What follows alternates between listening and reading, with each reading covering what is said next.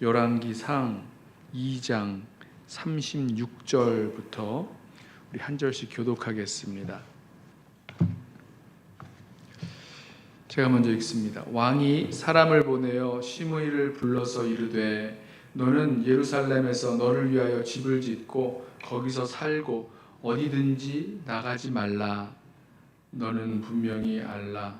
내가 나가서 기드론 시내를 건너는 날에는 반드시 죽임을 당하리니 내 피가 내 머리로 돌아가리라.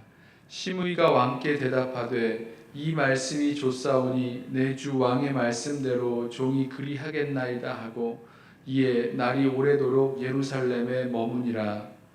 3년 후에 시므이의 두 종 가드 왕 마아가의 아들 아기스에게로 도망하여 간지라.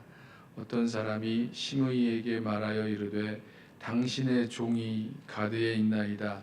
시므이가 그 종을 찾으려고 일어나 그의 나귀의 안장을 지우고 가드로 가서 아기스에게 나아가 그의 종을 가드에서 데려왔더니 시므이가 예루살렘에서부터 가드에 갔다가 돌아온 일을 어떤 사람이 솔로몬에게 말한지라.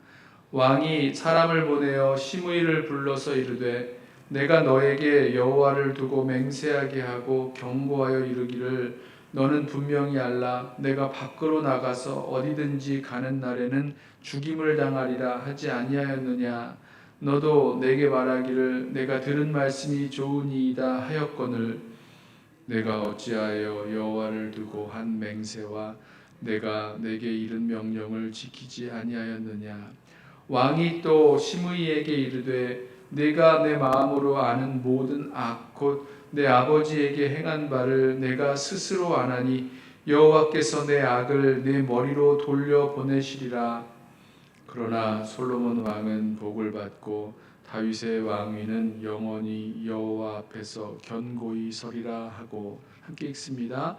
여호야다의 아들 브나야에게 명령하매 그가 나가서 시므이를 치니 그가 죽은지라. 이에 나라가 솔로몬의 손에 견고하여 지니라. 아멘. 솔로몬 왕이 시므이를 불러서 예루살렘에 집을 짓고 예루살렘에서 나가지 말 것을 명령합니다. 이 기드론 시내를 건너는 날, 기드론 시내는 이제 예루살렘 성 남동쪽을 거쳐 흐르는 그런 골짜기이자 시내인데요. 거기를 거쳐서 예루살렘을 보통 나가게 되어 있죠. 자, 그 기드론 시내를 건너 예루살렘 성을 떠나가는 날에는 죽을 것이다 라고 경고를 합니다. 시므이는 그리하겠다고 약속을 하고 오랫도록 이제 예루살렘에 머물게 됩니다. 그러나 3년쯤 지난 후에 시므이의 종들이 가드왕 아기스에게로 도주를 하죠. 그리고 시므이는 그 종들을 잡기 위해서 예루살렘을 떠나 그 블레셋 땅, 그 가드왕 아기스의 땅으로 그 종들을 찾아가고 자기 종들을 잡아서 예루살렘으로 돌아옵니다. 그리고 그 소식을 솔로몬이 듣게 됐죠. 솔로몬은 그 시므이를 불러서 시므이가 했던 그 맹세 또 솔로몬의 명령 이걸 지키지 않았기 때문에 시므이를 처형하게 합니다. 그 시므이의 처형한 그 이유는 다윗에게 했던 그 시므이의 그 악행을 갚아준 그 죄값을 갚아준 그런 결과였죠. 그리고 오늘 성경은 말씀합니다. 46절 맨 마지막에 이에 나라가 솔로몬의 손에 견고하여지니라. 솔로몬의 손에 견고하여졌다. 자, 나라가 견고하게 되었다는 것, 지금 이 시므이의 그 처형까지를 말하는 것이 아니고요. 그것만 말하는 것이 아니고 솔로몬이 처단했던 사람들 그 결과적으로 이 일을 통해서 나라가 견고하여졌다라는 것을 지금 말씀하고 있습니다. 기억하시죠? 수냄 여인 아비삭을 구했던 아도니아 왕자였죠. 또 반역을 꾀했었던 이 아도니아를 처단했습니다. 또 아브넬과 아마샤를 죽였던 요압 장군도 처단했고요. 오늘은 이 다윗을 저주하며 욕했던 그 시므이를 처단하는 내용이 나옵니다. 또 한 사람 더 있었죠. 제사장 아비아달 같은 경우는 파면을 하고 그 고향 아나돗으로 돌아가 살게 하였던 것까지 우리 기억을 합니다. 이 모든 사람들의 공통점이 있다면 이들을 처단하고 또 죽이고 쫓아내고 가두고 했던 것을 통해서 결국 나라가 견고해졌는데, 이 사람들의 공통점이 있다면 모두가 다 반역에 가담한 사람들, 반역의 씨앗을 품고 있는 사람들이라는 사실입니다. 시므이의 경우는 그렇게 보이지 않을 수도 있습니다. 그저 다윗에게 악을 행했던 사람으로 보이는데, 말씀을 잘 살펴보면 사무엘 하에 나오는 말씀을 보면 시므이가 이 베냐민 사람들과의 아주 이런 깊은 베냐민 그 지파 사람들과의 깊은 관계가 있고, 베냐민 사람들의 지도자로 보입니다. 왜냐하면 이 다윗이 예루살렘으로 이제 돌아오기로 하였을 그때에 시므이가 자신의 그 잘못을 빌기 위해서 그 요단강을 건너서 다윗을 찾아가는데, 그때 베냐민 사람 1000명을 데리고 나아간 것을 보게 됩니다.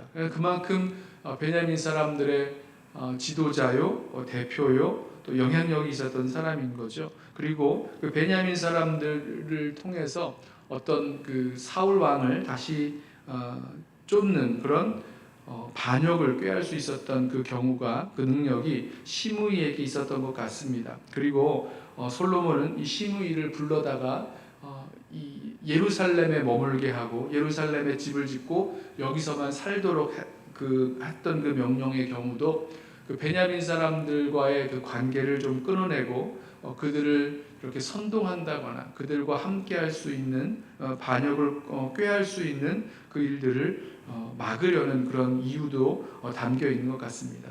시므이는요 악한 사람이었던 것 같습니다.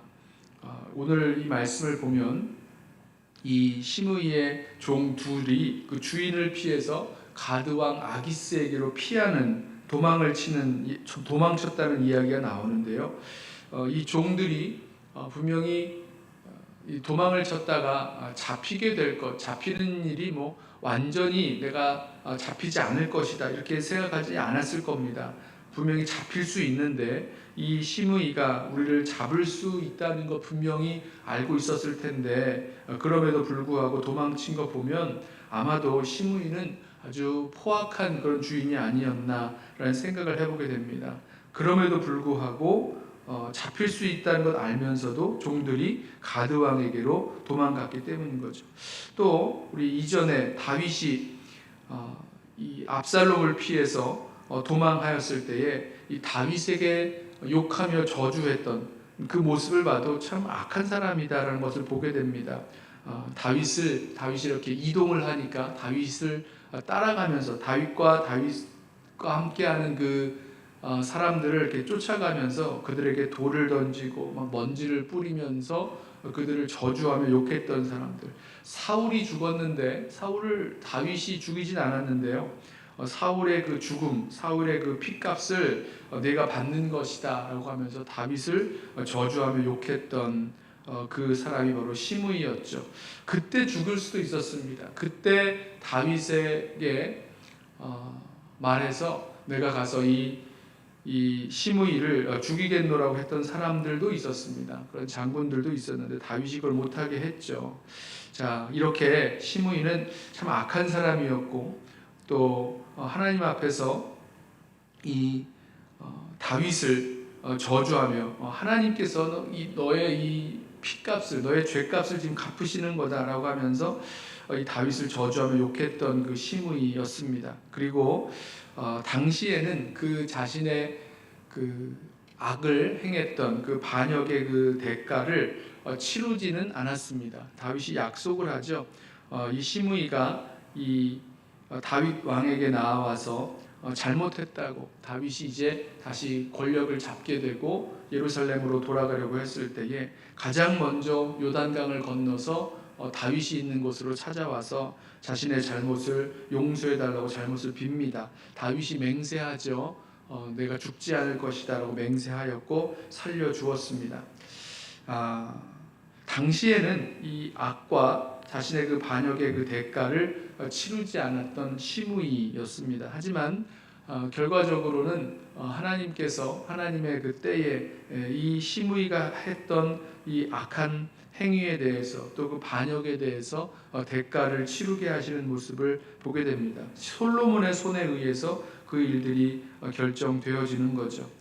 그러므로 저와 여러분은 오늘 이 말씀 가운데에서 이 시므이를 통해서 하나님께서 이 시므이를 이렇게 처단하게 하시는 그 모습을 보면서 우리의 삶에 있어서 우리가 범하는 그 악과 그 반역의 그 대가가 우리들 가운데에서 지금은 이루어지지 않는다. 지금 상황 가운데서는 그 값을 치르지 않는다라고 생각할 수 있지만 분명히 이 일에 대한 그 죄값을 또 대가를 치르게 하시는 그 하나님의 그 역사가 있음을 우리 기억하면서 오늘도 주님 앞에서 더욱 신실하게 또 주님을 신뢰하는 그런 믿음의 여정 걸어갈 수 있기를 소원합니다. 반역에 가담했던 또 반역의 씨앗을 품고 있었던 그리고 악한 행위를 했던 그 시므이의 모습 바라보면서 우리는 정말 주님의 그 다스리심에 온전히 순종하고 그 주님의 다스리심을 늘 구하면서 또 주님이 원하시는 그대로 선한 믿음의 성도의 삶 살아가는 저와 여러분 되시기를 주님의 이름으로 부탁하며 축원합니다. 기도하겠습니다. 사랑하는 주님, 주님께서 우리를 온전히 다스리시고 우리들 가운데 왕으로 우리를 다스리시며 인도하실 때에 우리 마음 가운데 떠오르는 수많은 불순종과 반역의 그 씨앗이 우리들 가운데 있음을 주님 앞에 고백합니다.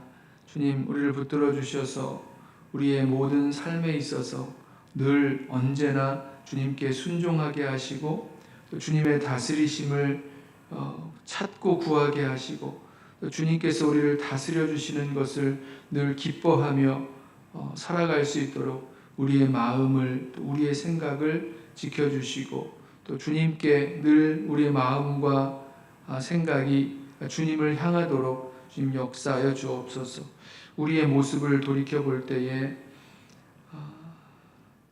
여전히 나의 유익을 위하여 나의 욕심을 위하여 살려고 하는 그 모든 모습들 주님 앞에 내려놓게 하시고 철저하게 회개하고 돌이켜 더욱 주님을 사랑하며 섬기며 주님의 다스리심을 기뻐하며 살아갈 수 있는 주의 백성들 되게 하여 주옵소서. 오늘 하루를 주님 앞에 올려드리며 예수님의 이름으로 기도드리옵나이다. 아멘. 이 시간에 오늘 주신 말씀 붙들고 먼저 기도하겠습니다.